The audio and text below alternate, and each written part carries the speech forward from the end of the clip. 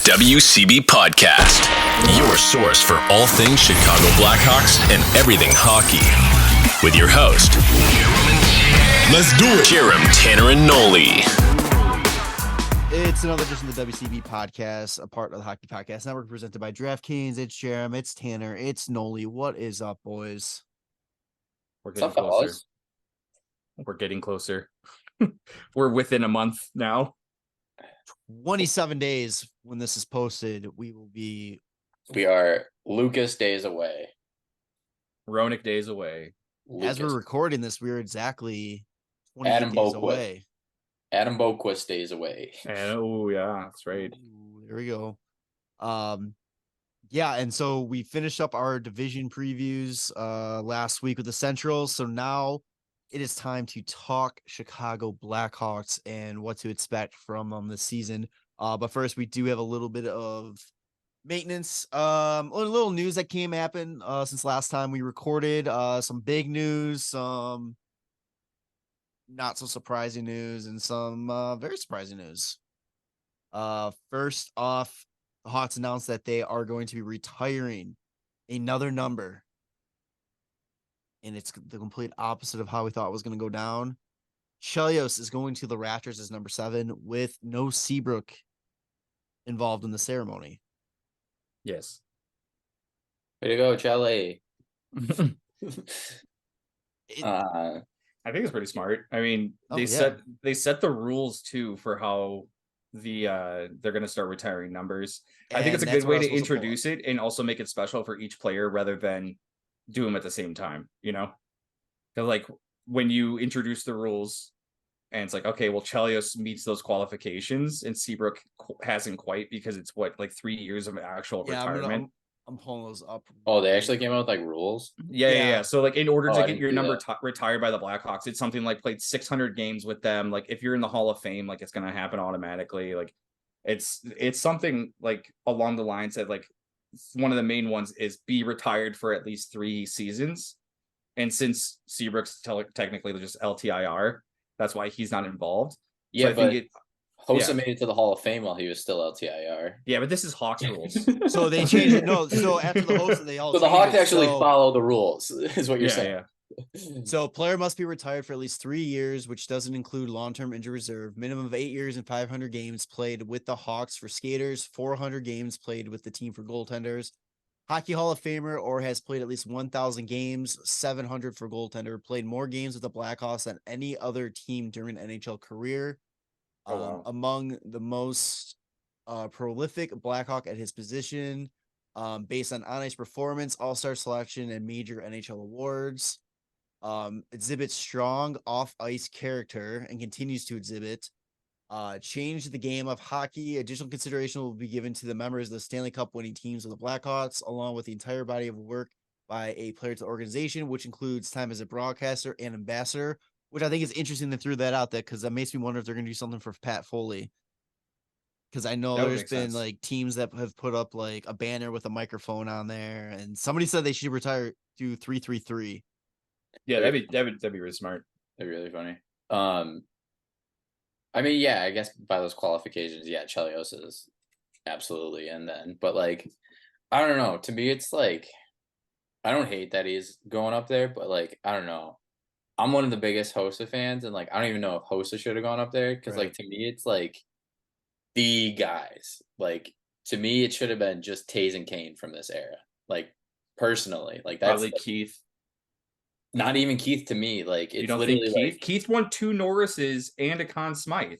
No, I know, but like to me, it's like Taze and Kane were the faces, and like they turned around the organization. Like those were the 2 guys. You know what I mean? Like Makita and Hall, like Savard, like those are the guys. And Tony Esposito, like those are the guys. Like when you think of Blackhawks, like that's who you think of. But then you get into like Hossa, Seabrook, Keith, Chelios, Ronick, like those guys. Like those guys are definitely Chalmerson, absolutely. But like, well, what's gonna be those guys are like definitely like next, like top tier, but tier. Not like elite tier. Exactly. And like to me, it's like elite of the elite should be up there. But I mean, I don't hate it, like obviously, and like I said, like especially with they gave actual guidelines, like Chelios knocks all those off. Like it makes sense. Like that's fine. I'm not upset about it. I'm just like, To me, I mean, with him, it's close. I guess like it said if you're in the Hall of Fame, right? Like then you're pretty much guaranteed. But how many years did he play? I was gonna say outside like of Chicago. He played more time outside of Chicago season wise, but games he played the most with Chicago. Okay, because I was gonna say he spent a long time in Detroit, and he spent a long time. Got healthy scratched a lot. Thanks a lot, Babcock. Yeah, right. Yeah, so 664 in Chicago and 578 in Detroit, and 402 in Montreal. Don't forget those 7 games in Atlanta. Don't forget. I was gonna say, don't forget his Atlanta games. Those count. And then he came back to Chicago. He played a couple games with the Wolves. Yeah, he played with the Wolves. Hey, Chelios, get off the ice, you old fuck. Jesus, hit the tanning bed again, guys. But it's going to be interesting to see too what they do regarding retiring numbers, especially coming up 2025, 2026 when they start celebrating the 100-year mark of the franchise. Like you got to imagine they're going to start doing some special shit there too. So it's going to be would that qualify? No, Keith doesn't qualify at the moment, or does he? He does because he's retired. And it's a recapture penalty. But he still has to. He just retired last year, though. Yeah, so he will probably be eligible that year. Yeah, so that year, right? You would probably assume that they probably do something for him then. Steve isn't eligible until 2027. So with the stipulations that they had for goalies, they said 400 games played, right? Yep. And like 7. You get 400. No, 400. Well, for goalies. Yeah, what they say? 700. It was 800. Hockey Hall of Famer, or has played at least 1,000 games, 7 for goaltender. No, minimum 8 years, 500 games with the Blackhawks for skaters, and 400. So he had to play 400 games as a Blackhawk goalie. Okay, so with the way that they worded it, and it says like special consideration for Stanley Cup champions for the Hawks. Do you think that this is Corey Crawford getting into? Like they're opening the door for him to be his number retired. Well, that could also be leaning towards Jarmelson though, because he didn't get any accolades. He's not going to be a Hall of Famer, but he was one of the best at his position, and he knocks a lot of the other categories off. So like that. He didn't play 700 games with the Hawks. Jarmelson didn't. Yeah, no, he only played 6. I literally just had it. Oh, he played 623. Damn, he played, but he played 10. But he did play 10 seasons. Yeah, well, didn't you just say it was 500 games with the Hawks? I keep going back to that 1,000. Or was that 1,000? Yeah, no. He has at least 500. No, so he's good. Yeah, so he's good. It's 500. It's either 1,000 in the NHL or 700 as a goalie in the NHL, and then 500 or 300 with the Hawks.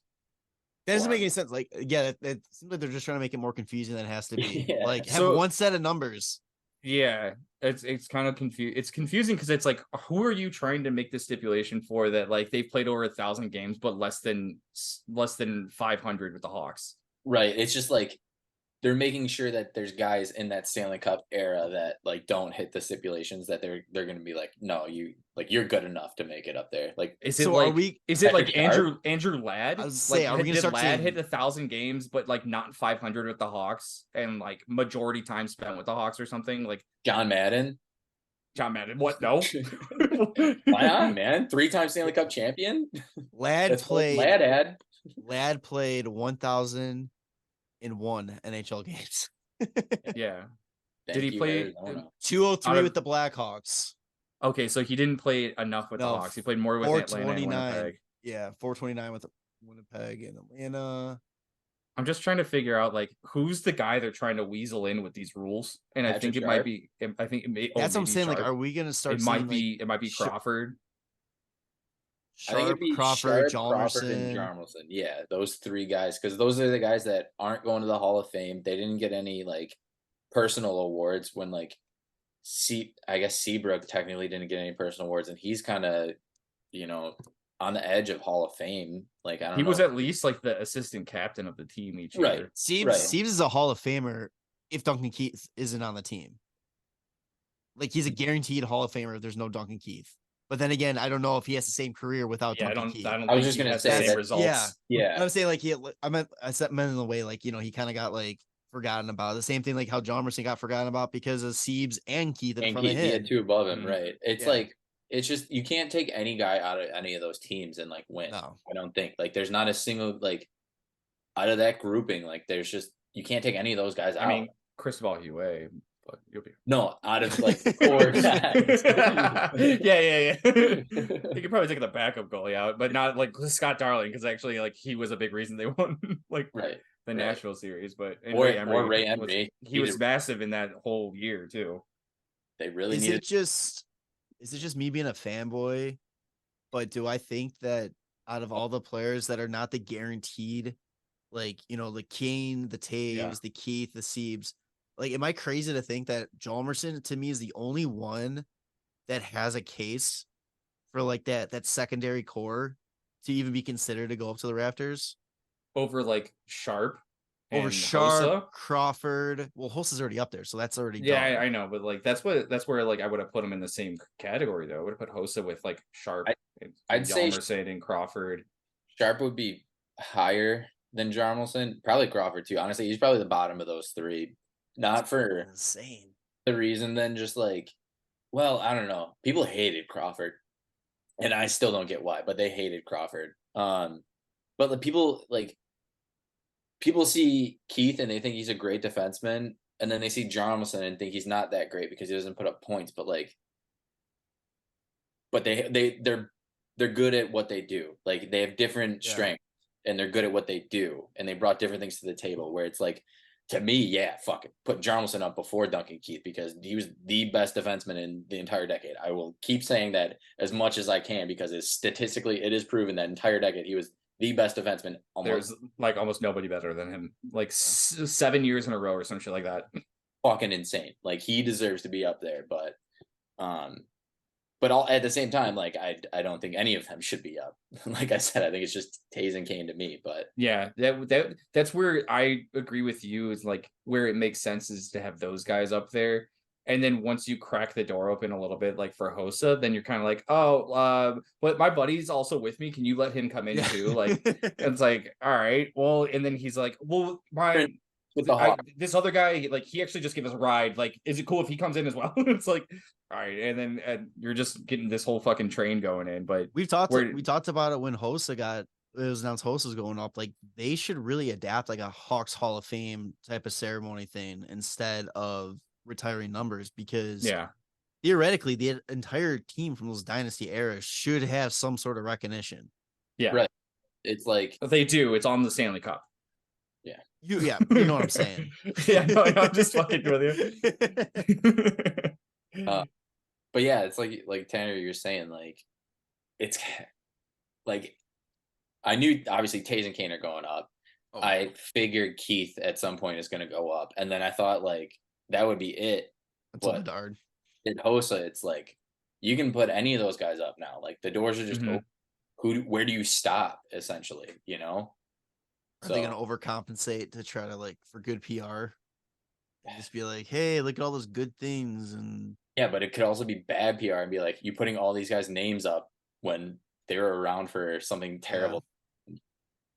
So I don't know, but you only talk about recent players. Does that open the door for Roenick and like all those era guys? Honestly, like if you're putting up Chelios, well, Roenick's not in the Hall of Fame, but like 500 which goals, is he crazy. Should be, yeah. I mean, that you think about that decade, like it was Chelios and Roenick. Like those were the two guys. Like we were talking. I mean, that's the thing too. Is like Roenick hits the markers for a lot of those like requirements. It's just outside of like that Hall of Fame, right?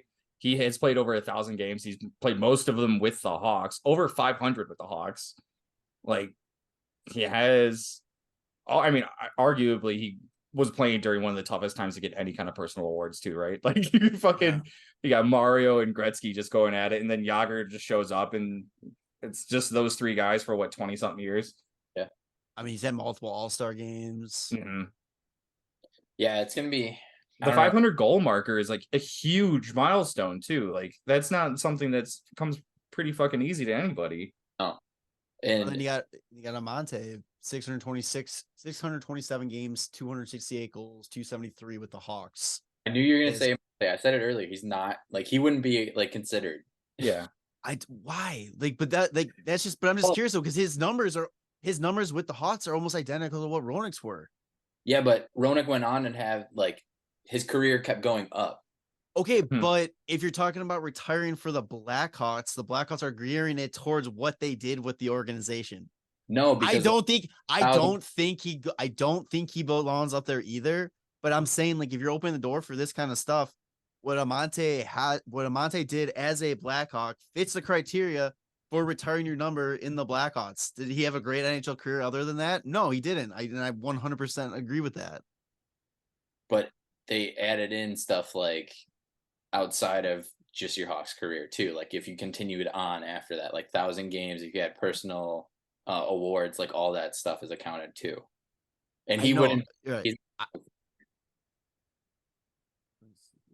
And I think that's one of the biggest parts is like you have to be a Hall of Famer, other than the Stanley Cup era. Yeah, like if you didn't bring a cup to Chicago, like being a Hall of Famer is like your next. The only thing, yeah. Yeah. I'm just saying with that, it's like if you start opening up the door like that kind of stuff, and it's like you look at stats identically, you're really opening up the door for everybody. I tell you what, Jarom, if they end up retiring Sharp's number, I'll get you a fucking like Sharpie and a ladder, and you can go fucking put Amante on the same banner. I don't think Amante belongs up there. I don't. Goes up there, but I bring him up every single time anyway. Because he's like the perfect devil's advocate with this situation for everything. Yeah, all right. You were stroking it all day at work when you're thinking about this whole time. No, I legitimately did not think about Amante for this topic at all. I actually did not even think we were going to be talking about this long anyways. I thought it was going to be a quick in and out. You're just like the meme of Wolverine laying in bed with like the picture of like a mom. I don't care. One of the best memes. The guy deserved better than what he got recognized in the. Oh well, yeah, no, I don't argue that. Like, and if someone has got to still keep his name out there, as much as you're going to talk about John Merson and I'm going to talk about John Merson, I'm still going to keep talking about Amante. I don't care. And John was the best at his position. I know. I'm fucking with you. Amante was not. I am fucking with you. God damn. Moving on. How many playoff goals did Amante get taken away against the Red Wings like Jarom Wilson? Oh God. Too soon. None. Too soon. All right. Speaking of John Merson, he retired again. Hey, buddy's back in the retirement home. Let's go. Honestly, bring him back. Bring him fucking. Give him another night. Give him another fucking night, dude. Retiring again. Come on, bring it home. Do it again. I want to get a new shirt. Let's go. And then on top of him retiring, Andrew Ladd announces retirement from the NHL as well. Oh yeah, that's right. To be fair to Andrew Ladd, I don't think anybody remembered that he was still playing. He played that game we went last year for Poach's bachelor party. True, but like he just had downfall from like captain in Winnipeg to going to the Islanders to playing in the AHL to COVID to going to Arizona, barely making the lineup in Arizona. Like it was just a rough end for him. It's been the type of end for every fucking Blackhawk during that dynasty era. Like it's been brutal. I just love the comments that I've seen. Like when after Hjalmarsson and then Ladd and then some. I saw it somewhere. I think I was on Instagram. So it was like something's telling me that I think that the Blackhawks their dynasty might be over. It's just like, yeah, I think it's ending too, buddy. It's not looking too hot right now. Dude, yeah, it's crazy. I think Kaner's the only one left from any Stanley Cup. No, Teravainen. Oh yeah, Teravainen. I meant like a big person from though, right? I know this isn't a hot talk. I just opened up because I was looking for something else. But you see what Carey Price said today? His knee. Oh yeah, he's done. His career's over unless there's barring a miracle. Miracle, yeah. That sucks. We all knew. Yeah. Other news, real quick that dropped today. Chelsea Dagger. We've been talking about it. Time to replace it. The first misstep in the Kyle Davidson era in Chicago. They're keeping it. Is that even up to him? No, it's not. It's like the first fault in Kyle Davidson's career is not his. I don't know who to blame anymore for that. So I don't know. Just the Davidson era. I blame it's Danny. I blame Danny. Danny Wirtz. Yeah. Danny Wirtz. Yeah, he comes in. He's named the chairman or whatever, and then he's like, "We're keeping it." But does he get a pass with the other news that he said that it's not a question of if, it is more of a question of when, and when is soon. And what we're talking about is the return of the Blackhawk jersey. Dude, Let's go. They're happening this year. It's gonna happen at some point. Guaranteed it happens this season. Like when they drop all their, I don't know if they're gonna do reverse retros this year or what. They're not. Like, so they're not doing that because it's the last year of Adidas. God damn it, dude. That just, oh my God, why did you say that, dude? That literally ruined all of my hype for the black jerseys because they're going to be in Fanatics, and I'm fucking so disappointed. Fuck that. We waited so long for this, and then Fanatics is going to ruin everything. Fuck.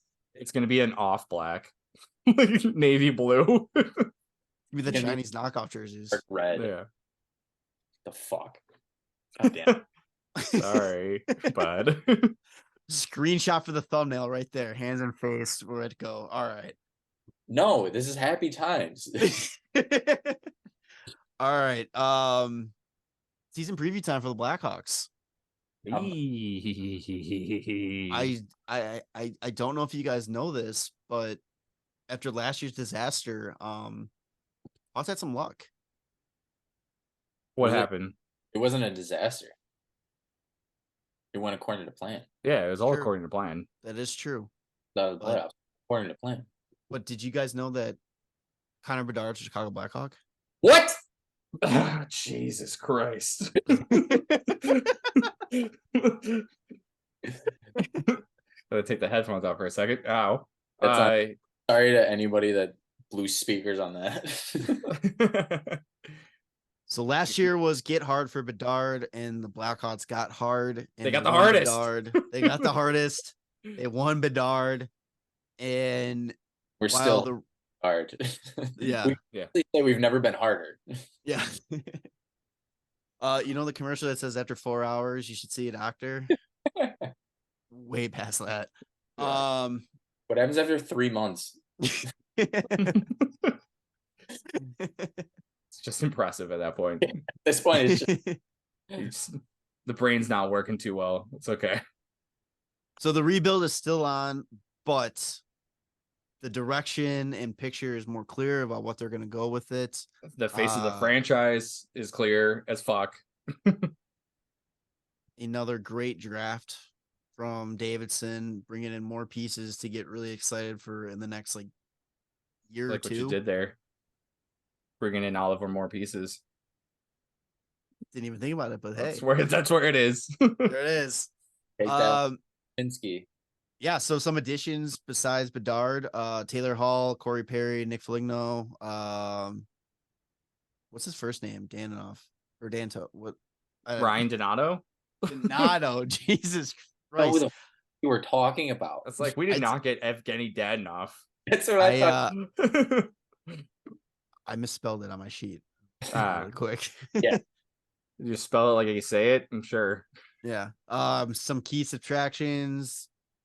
Well, not even key, but based on the list. Jonathan Taze is the biggest name, obviously. Caleb Jones, Mitchell, Stalock, Regula, and Jukara. So Jukara? It's just Kyra, bro. Kyra? Juhar Kyra. Okay. Juhar. Said the same thing. Yeah. Juhar Kyra. So yeah, he was. I liked Kyra a lot, and then he sent anyway. He did. I can't remember where. Let me hold on. I'll find it real quick. He's been so much the past couple seasons. He had concussion issues, but he did. He didn't sign. I thought he signed somewhere. Destroyed by Trouba. Yeah, that's true. Yeah, we lost Stalock to Anaheim, Caleb Jones to Carolina, and Andreas Englund to LA, and that's it. Everybody else is unsigned. Mitchell, Regula traded to Boston, a part of that Hall Foligno trade.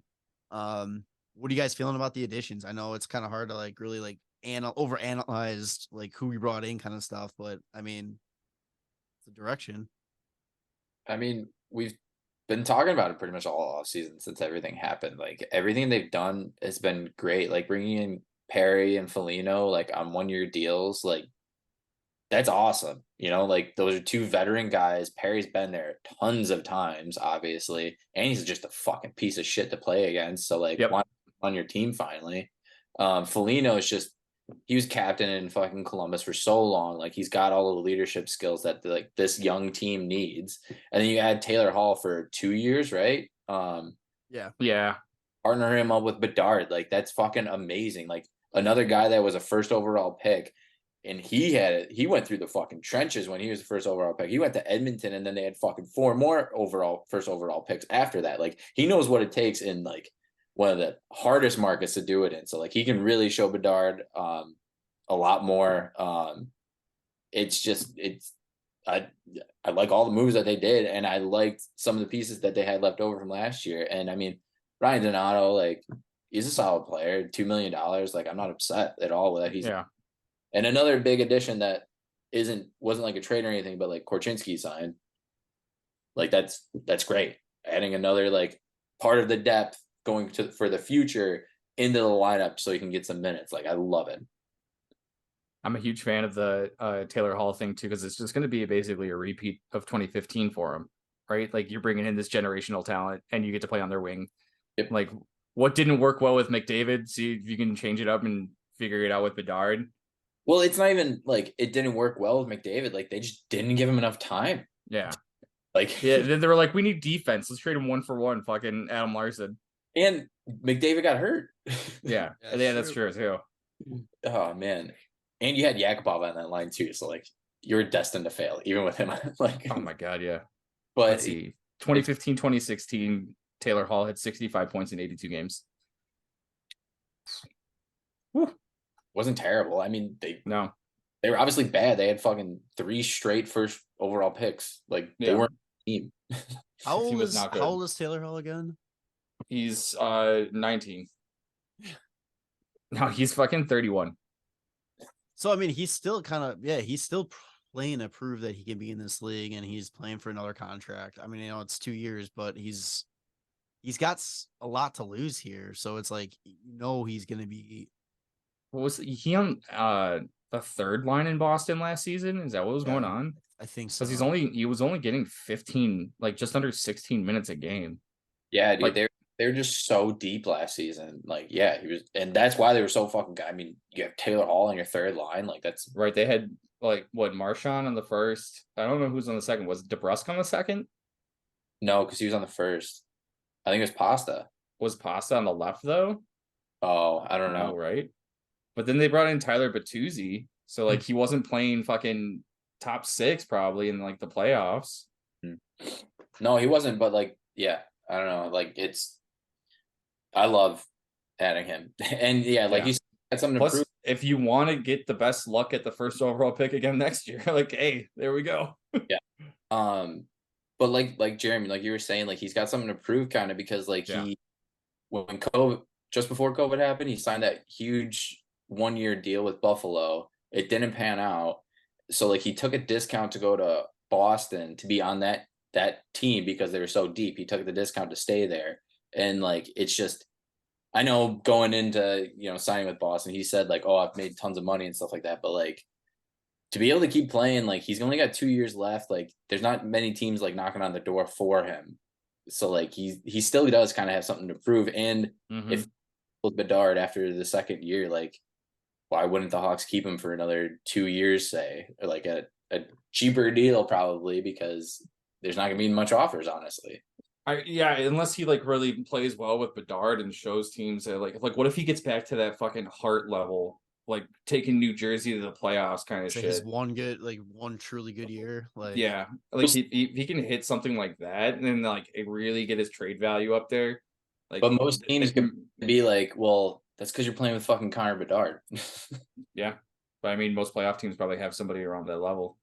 Yeah, and if anybody has like injuries and they need left wing space, man, like. You never know what's gonna happen. I still think they should keep him this year, and then next year possibly flip him, and then I want a full year with him and Bedard together. I absolutely And if he looks really good, what if he looks terrible and they fucking take him off the first line? Well, then you're not gonna flip him for much. Yeah, right. I mean, it's just cap space getting used up, which is fine because that we need to reach the floor. Mm-hmm. And hey, I just don't next see that. year you can move him for $3 million. You can retain that 50%, and that's going to be very attractive to people, other teams, especially if he's doing well, and especially if the cap goes up like it's supposed to. It's crazy how many I don't know piss poor teams Taylor Hall's been on in his career. I know, right? Like he fucking went to Edmonton, then he was in Jersey when they were like not good too, and then he went to Arizona, and then he went to Buffalo, and it's like Jesus Christ, he's finally in Boston, but then like wasn't played on like the top line, so he's just like, but he was like, so what's good going for them. on? Like that one round, like he was one of their best players. Yeah, he had 8 points in 7 games, 5 goals, 3 assists. Like fuck, like how do you only put up 36 points throughout the year and then you get like 8 points in 7? Like, I guess he only played 61 games though last year, so I don't know if I don't remember him getting hurt or something, but what if he was just whatever?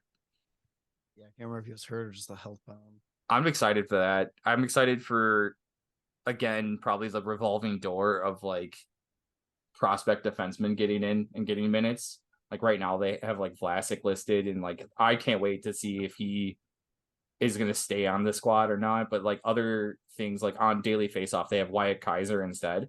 And just seeing all the different like prospect rankings, whether it's like team by team, or like all the prospects, or I think it was Elite Prospects that had, it was like the top 100 like Calder eligible prospects.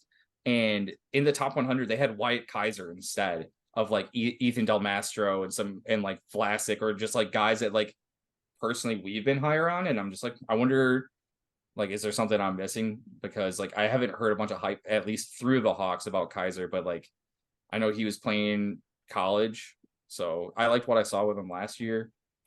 But man, it's exciting to see like the different other, like the other guys coming in and getting hyped too. Well, and we haven't even talked about like, I mean, obviously we got Bedard, but like we've got his Leon Draisaitl, like Lucas Reichel, dude. I'm fucking stoked to see what this kid can do. Like when he came into the year last year, he was just, I felt like he was just lighting it up. Like he finally like found his stride and was just felt so confident with the puck, was making great plays, like 15 points in 23 games last year, like in a lesser role and bouncing up and down throughout the season. Like that's solid. Like that's pretty good. And his AHL numbers are fucking really good for like AHL guy. Like the numbers he was putting up, like you don't really see a ton of in the AHL. So like I'm stoked, especially with somebody that young. Right. Yeah. And it's just, dude, I'm excited. I'm really excited to watch him play. This is the year to have him and Bedard just like show that they're like gonna take over. And you guys fucking scary. So based on what you guys saying, like one of the questions I had, because I saw some people talking about it, you guys don't feel like this is a make or break year for Reichel? No, I think he's gonna have a great year. I think he's gonna have a great year, and also all the eyes are on Bedard. Honestly, like he's gonna have much pressure on him. Really, we've talked about that before too. What if what if it's like a 07-08 fucking Kane and Tays year? Oh my god. But with Reichel, we talked about it. Like the best thing for him is having Bedard on this team, because now it's like you can put him with Bedard, you can grow that chemistry there, but also you can put him down the second line, and he's not going to be facing top lines all the time. Like teams are going to try to match up against Bedard, and that line potentially he's drawing like top defensive pairings. Like he's going to get everybody. Yeah, so it's like this is like a chance. Like if you are not excited about Reichel and the potential that he could have, it's time to get excited. Like it's time to start realizing what you potentially have in that player. Dude, the prospects, like the other top prospects we have too for the top 6, like Nazar and like Oliver Moore, like we're not even scratching the surface of it this year. Those guys added to these two, and then I honestly think I'm just like forgetting somebody. And I know I am, but it feels like every time they release so fucking excited. And I mean, we're gonna have a top pick. Like the team's not gonna be good, so we're gonna have a top pick next year too. Just add to the fucking forward core. Like, why not? Or get a really top rated defenseman to go along with Korchinski. Like, let's fucking go. All right, talk about Korchinski. I know before we kind of been going back and forth. Like, should he not be? I think it's a 4. Like it's no matter what, I think he's starting the year on this team. Yeah. Whether he plays the full 10 games is probably up to debate right now, and just kind of see how he goes. Do you personally have a preference, like, do you want him to play the full 10 and just finish the year? Or is there like a certain level, something that's got to be going on where you're like, all right, let's send him back down to juniors? I mean, it depends on how he's looking. Like if he's getting like turnstiled all the time, like it's not good for his development. Like if he's looking like he's hanging in there in games and like he's learning a lot from like Jones and everything, then yeah, absolutely. But like if he's not looking good, there's no point in keeping him up here. And burning a year of his ELC, you know? Yeah. I mean, he was a big fish in juniors last year. 54 games, 11 goals, 62 assists, 73 points. Like the kid can fucking play. Yeah, that's the thing I was kind of thinking about too, right? Like, is he gaining anything from going back to juniors though? Like he should get like if anything, get the Shane Wright treatment and be like, hey, like go to the Ice Hogs if it's not working out in the Blackhawks. It's so stupid. Like you have a development league. Why do they like? And it's only the Canadian like guys and juniors that like get screwed. Like why? Like it doesn't make sense. That's why you have a like AHL team, because like there's guys like Shane Wright that weren't fully ready for the NHL last year, but just are going to dominate juniors again. Like neither of those things are helping their development. They need that middle ground league. Like it's just dumb, and that's what the league's for. It's so stupid.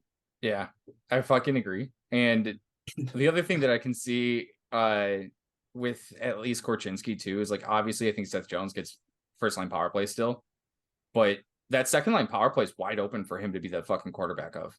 Right? Like I don't know who else would be there. Yeah, Vlasic. It's not going to be Connor Murphy. It's not going to be Vlasic. It's not Zaitsev and not Tenorti. Like that is 100% Korchinski's spot. This is going to be a really bad defensive team, I think, this year, just because of the amount of growing pains that's going to be with rotating these younger guys in and getting them ice time. And plus, it's like the NHLers that we have aren't the best to begin with. And you have Mrazek in that. Yeah, it's gonna be rough. This team's not gonna be good, but they're gonna be fun as shit to watch. Our defense is so fucking big, though. There's no one below 6'2" right now listed on the defensive side, and we have two guys that are 6'6". Like, oh fucking Christ! That Seth Jones is 6'4". Like he's such a big guy. Yeah. Does Connor Murphy make it the entire season as a Hawk? I mean, like does he get traded? Chip? Yeah, I think he probably still sticks with the Hawks just because he's got another like 2 years after this season, unless somebody is just like, yeah, we really need Connor Murphy. And I don't know any team in the league that would.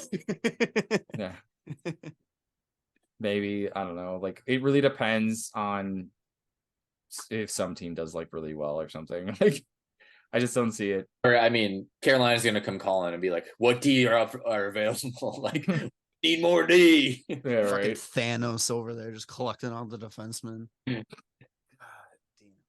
yeah, I think he's gonna be a Hawk all season. Yeah, especially because he'll probably have the A. There'll be several A's. Yeah. Football is back in full swing with another week of epic games, and who's got you covered on the action for every single one of them?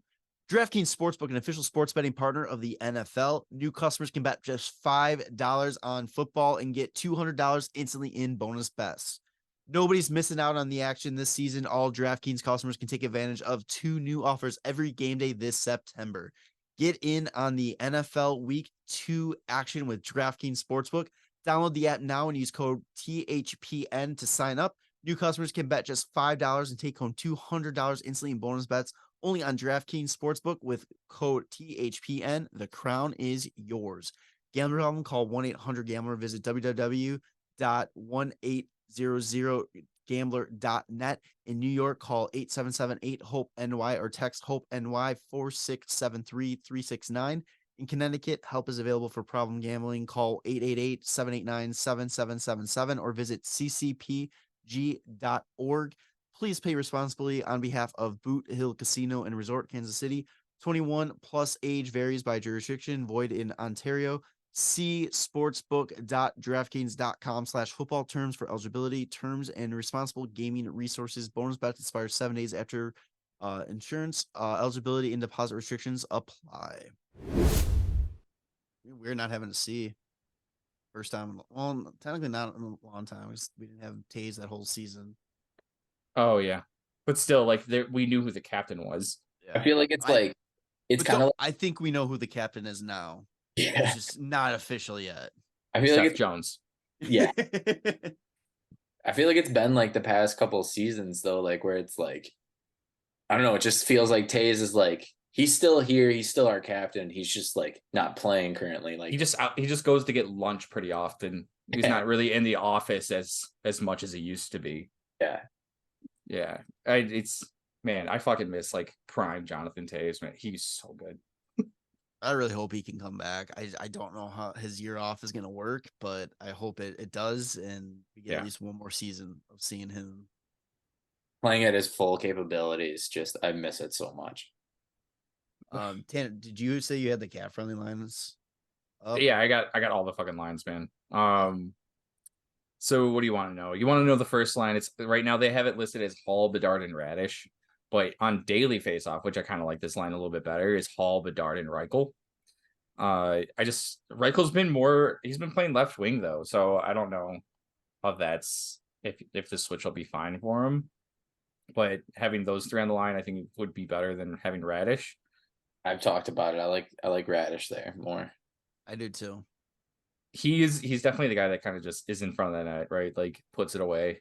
He's good at that. Is it crazy to say like with Reichel and Bedard playing the same line, it's kind of like that Taze and Kane moment where it's like you need something to happen, you put those two together, and let them go. Yeah. I mean, on the power play, they'll be together, like without a doubt, right? Like, it's gonna be nasty. On Cap, I'll just do CapFriendly's lineups because, like, why not? They have Kurashev, Reichel, and then Athanasiou. That one's okay. I just did like Reichel really take faceoffs last year at all? I don't think. Or was he playing center in the AHL? Let's see. Like a lot of places have him listed as like center left wing. Center left wing.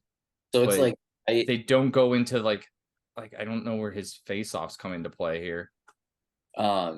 It's like he's 21 for 38 in his career. He went 5 for 8 last year. He's taken 38 faceoffs in his career, and they want to list him as a center. Well, in the NHL, I gotta see. Hockey Reference doesn't show AHL stats. Yeah, they do. It's just at the very bottom. You have to like select like miscellaneous. Yeah, it's. I just literally found out today that they do that. Oh shit! I always wondered that. Okay. Right, because it's called Hockey Reference, not NHL Reference. Right.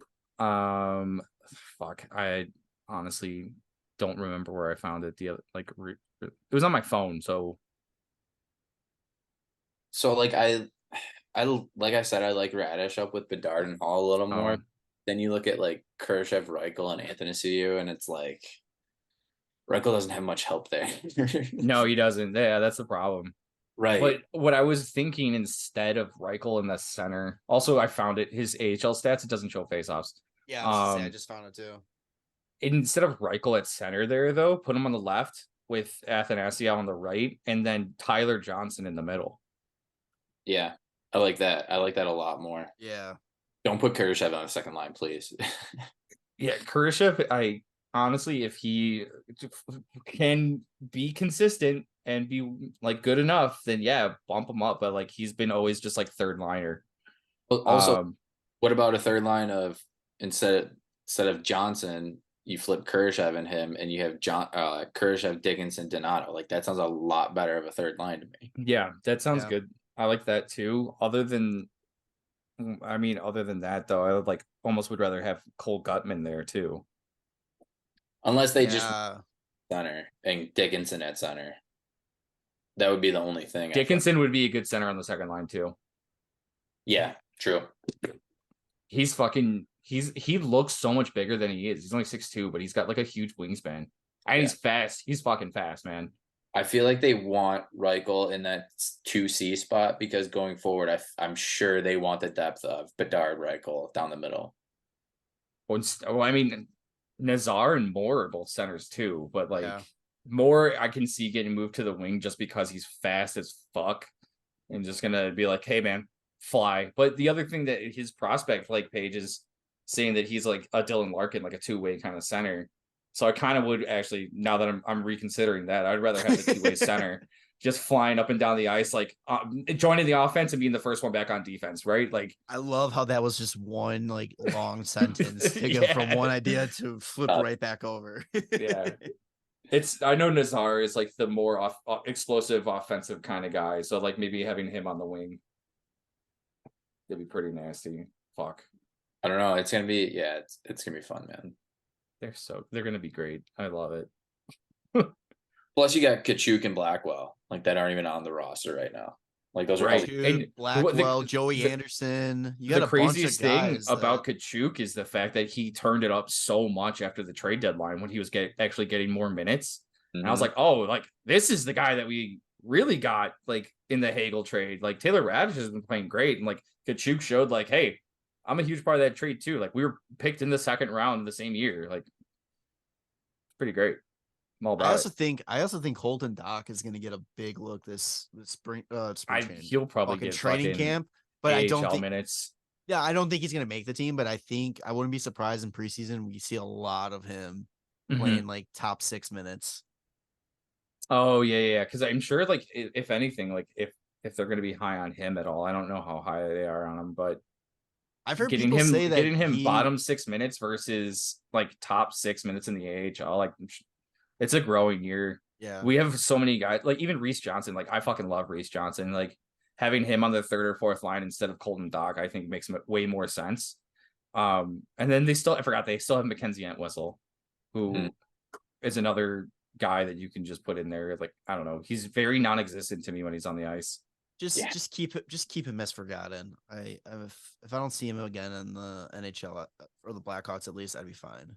Bring David Gus back up. I'd rather see like David Gus, Brett Seney. Yeah. Like all the guys that like before. put up mad points in the AHL last year. Yeah, shit. I forgot we still have Mike Hardman. Oh my God. I know that too. I mean, I'm looking at the like Ice Hogs D right now, like Isaac Phillips too, and Nolan Allen. Oh yeah. There's so much depth down there. Yeah, Isaac Phillips should be showing off. Del Mastro should be in Rockford this year too, as he's 20 now. So I think he's out there. He's on there too. God, our defense could be so good. 122, the age of like the AHL defenseman, which makes sense, but like sometimes you got some old guys down there, but there's just so much depth down there. It looks like the oldest guy in the AHL right now is Philip Roos. Is that right? He's like 23, 24. Gus 29. Oh, I meant like in the defensive end. Oh. Yeah. He's 24. He's listed as a scratch right now on CapFriendly for the Hawks roster, but their minor league roster with Isaac Phillips, Wyatt Kaiser, Nolan Allen, Ethan Del Mastro, and Louis Crevier. Crevier. 22, 20, 20, 21, 21. Like, yeah, okay. Sounds good. Our defense is going to be so good in a couple of years. And then there's like Sam Renzel kid who's going to be playing in Minnesota, who was picked in the first round. It's a lot of high praise for him too. Like there's like you were saying, there's so many guys that you forget about, and it's like that's probably the best problem to have. The greatest part is like I said before, we're gonna have a high draft pick again this upcoming season. Like I don't know if they're gonna be able to make any moves and get more picks in the first round, but we still have that Tampa like first rounder too. I was gonna say we saw what we got with that one this year, so that was pretty great. I feel like they're gonna be a little further into the playoffs this year, but I mean you could always trade that for something else too. Package it with something. I mean, you gotta wonder though, with the way that the playoffs are still set up, like that division, if they're in second or third, like they're gonna be in a fucking battle again. Oh yeah. And so it's not gonna be that easy. But like we talked about during their division preview, this is the most time that they've had off in the past 4 seasons. Like this is going to be the healthiest they're all going into a season. Yeah, like, it's the worst depth that they've had though, but they will be their top players having that rest is going to be huge. They got a chip on the shoulder, man. People have been writing them off already, so I mean, they're going to become that whole first line. can put up over 100 points easy. Oh yeah. Vasi wasn't great last year. So like he's gonna be pissed off going into the season. I'm curious to see how many teams tried just that fucking point shot with traffic in front on him that like Toronto scored so many goals on in the playoffs. Back to the Blackhawks though. Fucking this team, man. Like I'm so excited for the young guys, and the older guys I'm sure are like they know the role, right? Like they're there to like be the leaders, like show the young guys like what's good, and then possibly work themselves into a playoff position on another team, right? Or an extension to continue playing on this team. Well, yeah, where they'll probably make more money than on somewhere else. Right. Like, Perry and Foligno were not going to get what they got. No. Oh, absolutely not. But that's the good thing about like with the way that Davidson has this whole cap situation, right? Like not anybody like Bedard's the only forward right now that's going to be here in 3 years, like for sure with the contract. But like where's fucking Reichel? He's not even listed on there. Okay, why not? Reichel's on the Reichel. list. Oh, I'm surprised they haven't. They need to sign Reichel right now to an 8-year deal before he has an explosion season. Like, I don't know what's going on with that. Like, get him like fucking 8 years, $6 million. Like, just do that. And then he'll have a massive year, and everybody's gonna be like, how do they do this? How do they get him for so cheap? I'm sure if I'm Reichel, though, I'm like, yeah, let's watch this season play out real quick. What up? At least he is an RFA, so we still have the ball in our court, essentially. So true. Can we just talk about how miserable the beginning of the season is for the Hawks? Like October is terrible. Yes. Oh, I wanted to bring this up too. So we kind of talked about how Bedard's first game, right, in Pittsburgh, just facing off against fucking legends. Yeah. It's Sidney Crosby, it's Evgeny Malkin, it's Chris Letang, it's Erik Karlsson. Tristan. What? Yeah. Oh yeah, Tristan Jarry. I was just looking into. I've got it kind of like a little bit of stretch here. So not exactly the season opener, but the home opener for the Hawks in 2007, 2008, Kaner's first home game. Detroit. Dominic Hasek in net. Nick Lidstrom on the point. Also Chris Chelios on the point.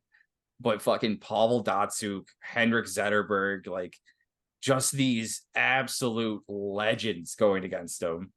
Against the fucking first overall 18-year-old. Just, oh my God. Like the similarities is just, it's so creepy scary. With the similarities too. Then it's like the Wirtz, Bill Wirtz passing, Rocky Wirtz passing. Like it's so fucking creepy. Danny better make this this next age of Blackhawks last a while, because times when it's not. His time's ticking already. He's got 18 years with Bedard, and countdown has begun. Oh my God. But back to how brutal this fucking October schedule is. Like, you start in Pittsburgh, and then you got back-to-back games in Boston, and then you're still on the road, Montreal, Toronto, Colorado. You finally come home to play Vegas. Then you play Boston again at home. So you're done playing Boston in October. Like, that's it for the season. Yeah. Back on the road for Vegas, Arizona. That is tough. 5-game road trip, and 7 of 9 games are on the road. And the 2 games are at home are to the 2 best teams of the 2 conferences last year. Well, that's looking like what, one potential win. I mean, with the way Boston is looking this year, we'll see. Like, that could be. They've definitely taken Montreal wins. Montreal could be sneaky though, but I don't know. It's gonna be a tough fucking month. If the Hawks come away with like a 500 to like winning record, I'm gonna be extremely impressed. Yeah, but at the same time, like, one, it's gonna be early in the season, so like teams are gonna be fired up. But at the same time, like, guys, it's like it's gonna be interesting to see like teams are gonna either bring it their all because they're playing Bedard, or they're gonna sleep on the Hawks because they know that they're. Well, yeah, that's what they're gonna beat Toronto. They're gonna win against Toronto. November doesn't get even easier. Then you look to November, you got Florida, New Jersey back to back, a Saturday, Sunday. You got Tampa Bay, then you got Florida again, then you got Tampa Bay again, then Nashville, Buffalo, Columbus, Toronto, St. Another Louis, win in Toronto, Seattle, and Detroit. Like, yeah, I mean, to be fair, are they getting all the Eastern Conference like done right away? Like, is that the goal here? I think it's also just shows like there's so much depth in the league. Like, there's not many like bad teams. Yeah, a lot of the teams that have been bad recently are on the up and up. Exactly. Yeah, because like Columbus, who knows what they're going to be? Like, are they going to be what they were supposed to be? Or are they going to be what they were last year? Mm-hmm. Oh, speaking of Columbus, we'll get to that later. We know clickbait podcast. Come on. Yeah, right. I don't know. I think Boston is still going to be like a messy one. Pittsburgh, the Hawks are going to do exactly what they did in the season opener against Pittsburgh a few years ago. 10-1, baby. Like, why not? Dude, that's crazy. 10 goals for Bedard. I'm telling you. December 7th is the first time that I'm confident the Hawks can chalk up a win. What's that? Against Anaheim? Yes. Austin Matthews, you had 4 goals in your first game. How about 10? Yeah. We actually won. Yeah, what if it's 11-10 though? That's why I said and we win. Yeah, right. I mean, I can see us just beating Montreal like in October. No, I'm like the one where I'm just like, okay, no matter what, I feel like we can write a W on the calendar. I'm telling you that this team could probably be 3-1 going into like the Colorado game because. But like last year we thought we were gonna get our asses handed to us like majority of the start of the season, and they started the season off really fucking good. Yeah, that's the thing, man. Like Luke Richardson had the whole year was just incredible behind the bench, man. Like every game they were in it.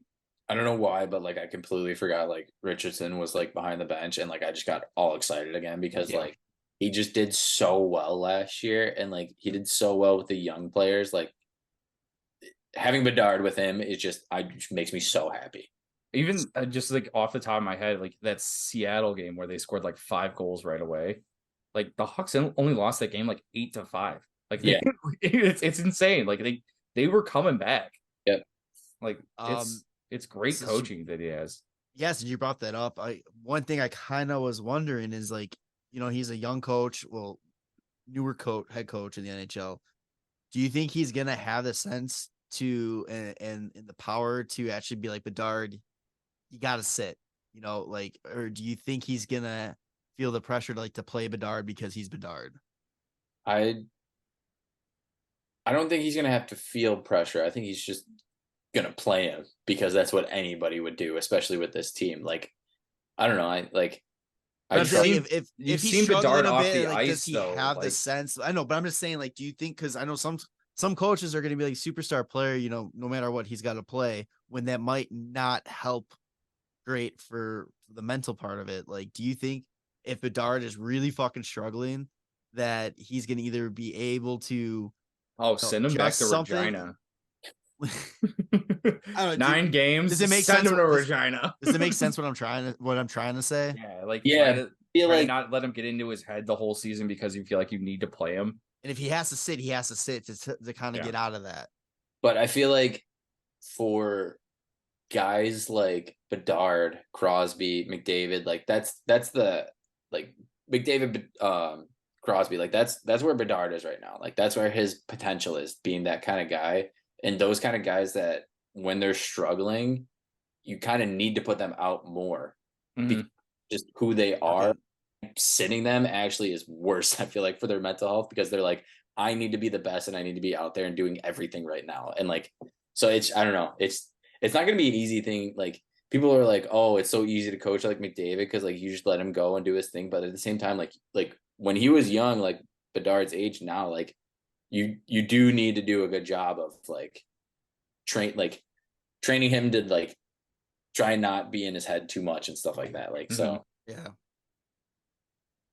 This is it. I mean, it's like it's not like he's an experienced head coach. Like, I mean, he is new at this too. But it's like, if what he showed last year is any indication, I think he's up for the challenge. If Marty St. Louis can come in coaching Bantams and go right into the coaching Montreal Canadiens, and like you saw what happened to Cole Caulfield, like I think Richardson, like he'll be all right. Yeah, he was also. I mean, Richardson was a part of that Montreal team too. So like he knows, like that team that wasn't expected to do anything and made it all the way to the playoff or the finals was actually a huge part of Richardson, because I'm pretty sure whoever their head coach was out with COVID. Yeah. And like Richardson was a big reason that team made it as far as it did. Mm-hmm. True. Yeah. He's just impressive. He's great for young players. I feel like he does a good job for them. Coach's coach or player's coach. Yeah, I guess he's just a good guy. Okay, boy.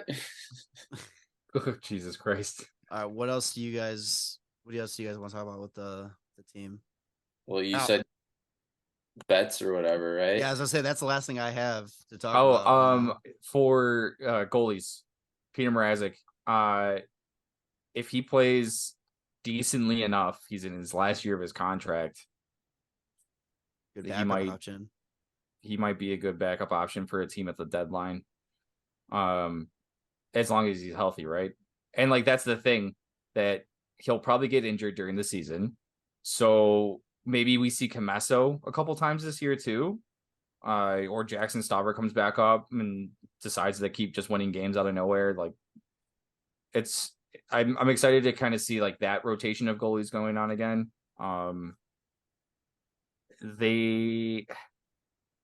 It's just a lot of the young guys. It's the same kind of stuff as last year, where even the things that I'm most excited about doesn't have anything to do with the guys on the team.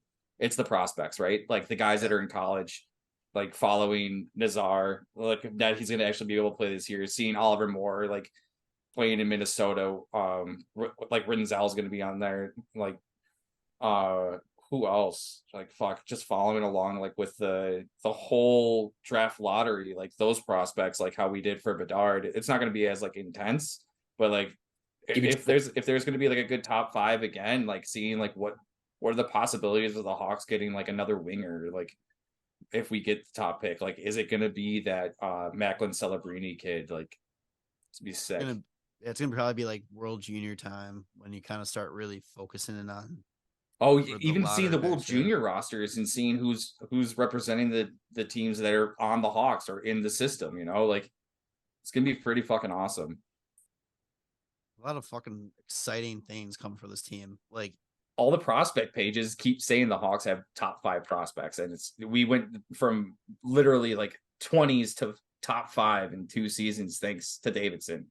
It's amazing. A lot of them have him like second. Yeah. That's fucking God. Let's go. It's just so sexy.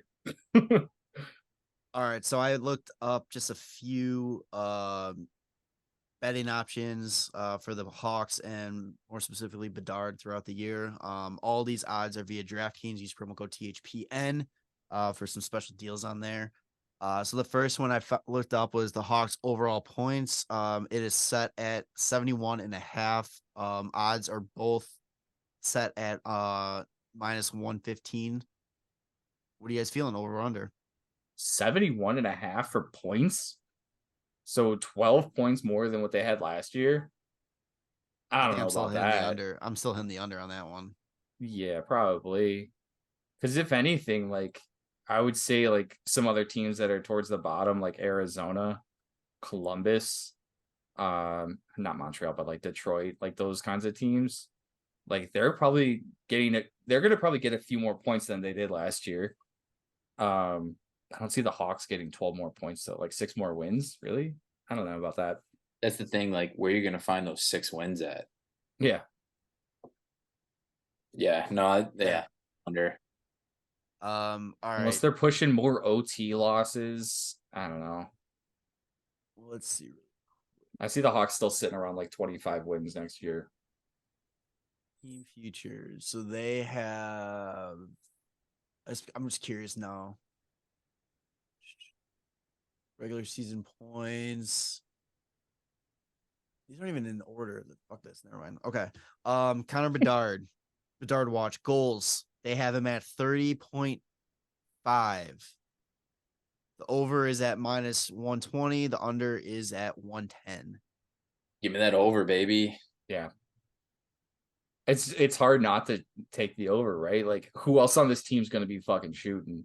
And like, I mean, I want goals. You've seen the release, right? Like you see what this kid can do, like in these practices, in these like games, like no matter where he is on the ice, like that kid's fucking fine in the back of the net, and I cannot wait to watch it happen.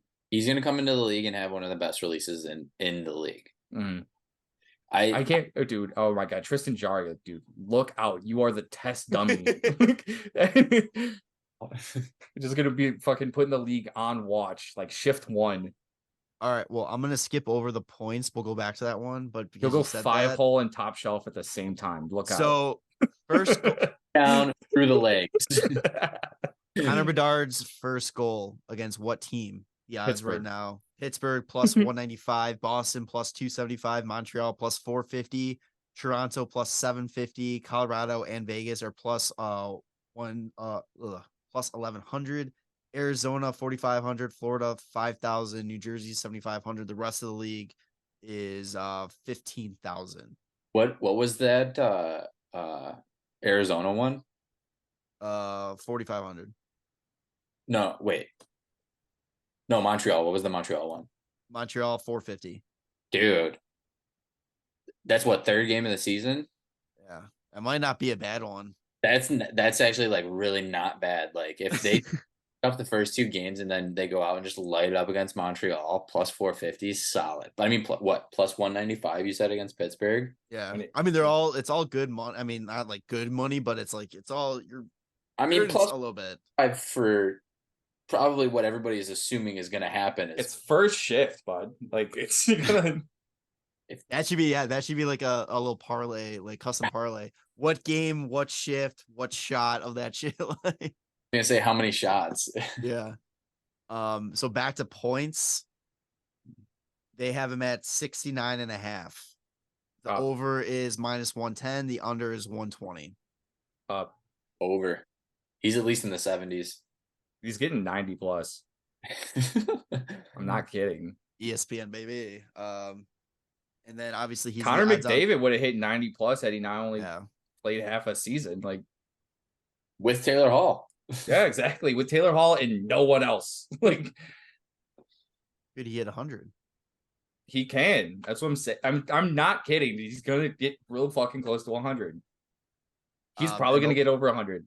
And the last one, he's the odds-on favorite for the Calder at minus 140. So, yeah, if you like any of those bets, you know that one's because he's gonna hit, but like minus 140 is not good odds. No. But Pittsburgh plus 185, not bad. Montreal plus 450, not terrible either. Yeah, that's fun. Do you guys have any bold takes for the Hawks this year? Bold. I mean, they're not going to come in dead last. I can tell you that. Mrazek is going to be the best goaltender the Hawks have ever seen. You know, here, how about Korchinski stays with the team the whole season and puts up 50 plus points? Fuck me, man. I'd love to see that. Yeah, right? And we're not a playoff team? Yeah. What if Korchinski fucking gets Calder over Bedard? What if he's got odds for Calder? Yeah, they're probably pretty fucking low.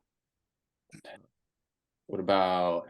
I mean, I honestly though probably Korchinski hits like 30-ish. You get like a Jake Sanderson season. DraftKings does not have him as an odd for Calder. Probably because he's not. They don't know for sure. Be up and full time. Or they probably think that if anybody is going to be a Calder on the Hawks, there's no shot. It's anyone besides Bedard. Because if Korchinski's in the Calder conversation, it's probably because Bedard is also like, it's gonna be that year where like Matthews and like Marner and Nylander were all in it. Yeah, it's just too bad that Reichel can't be a part of it. This is gonna be such a goddamn fun Calder race. I'm like, it's gonna be fun, man. Or it's not gonna be at all because it's gonna be a runaway. Yeah. So here's just the comparison. Second place for the Calder is gonna be fun. The comparison I'm making right now for Korchinski with Jake Sanderson. He had 77 games and 32 points. I could see that. Right? Yeah. Because they're big guy Shabbat getting 41. Jake Sanderson's probably getting like second line power play, maybe first line power play towards the end of the year. I could see that completely happening for Korchinski if he like starts the season out decent enough to stay with the team. Why not? That got him what, an 8 years, like just a nut hair over 8 million. Yeah.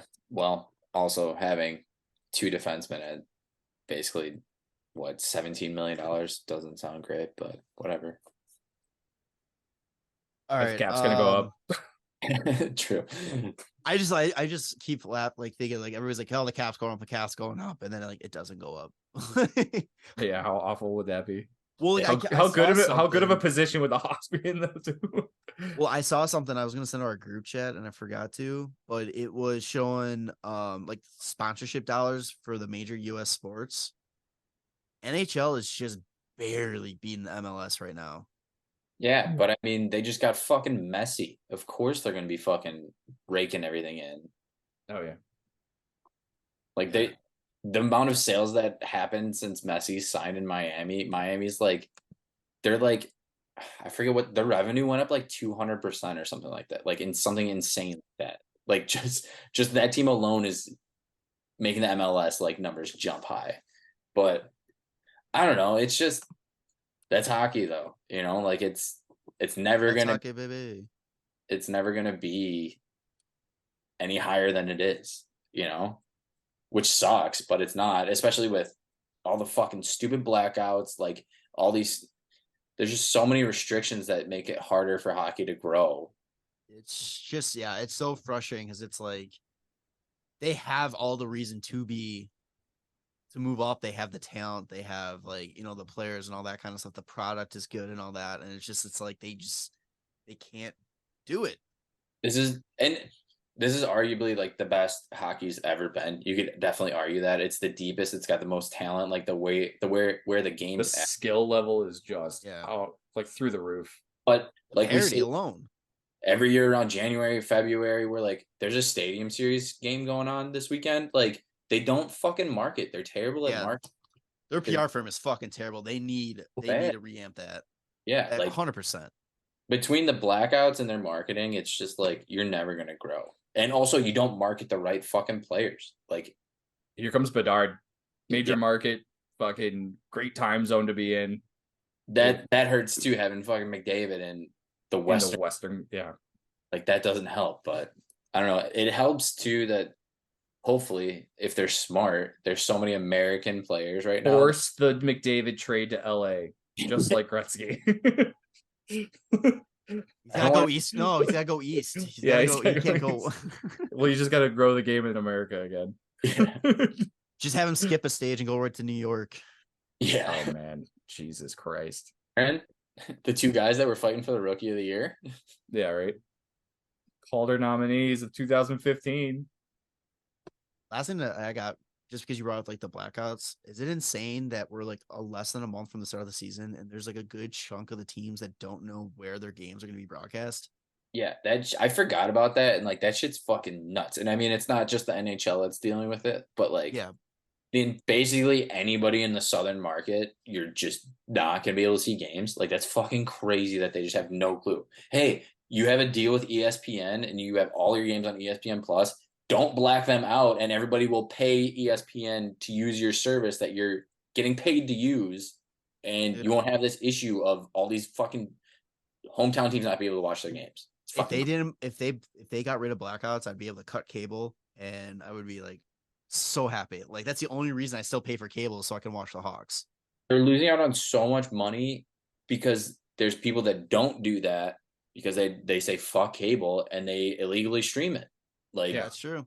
It's just easier and it's cheaper. Like, you're making it harder and you're making your views less by doing this. You're restricting a huge market of people who just stream.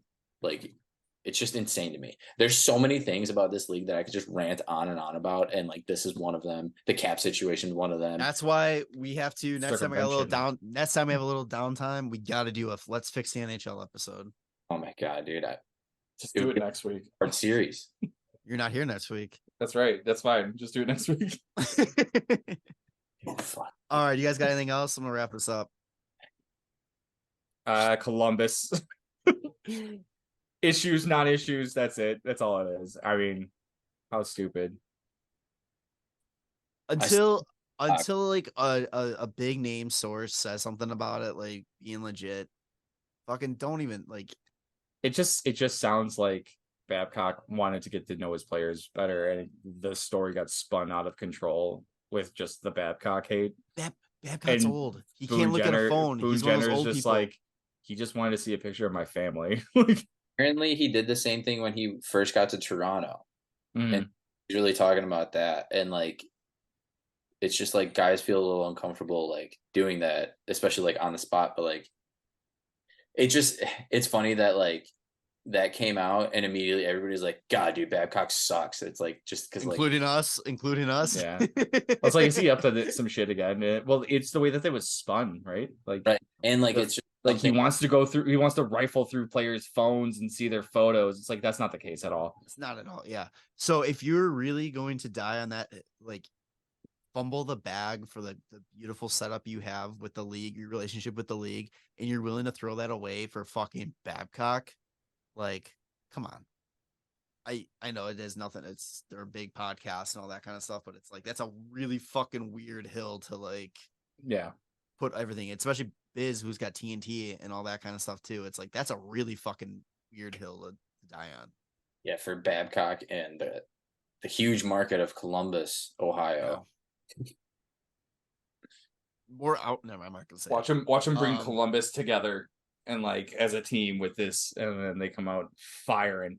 It was just a ruse the whole time. Babcock texted Biz and said, "Start some shit." Yeah, right. All right, episode 242. Do you want to name it, or do you want to just stick with the Hawks preview? Yeah, you can do that. Make sure to subscribe to the YouTube channel. Subscribe to us on your favorite podcasting site. DraftKings promo code THPN for exclusive offers.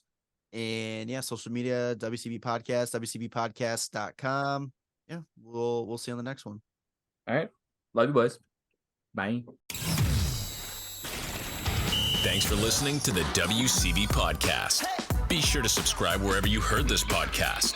To connect with Jarom and Tanner, check out the boys at WCB Podcast on all social media. We'll see you next time.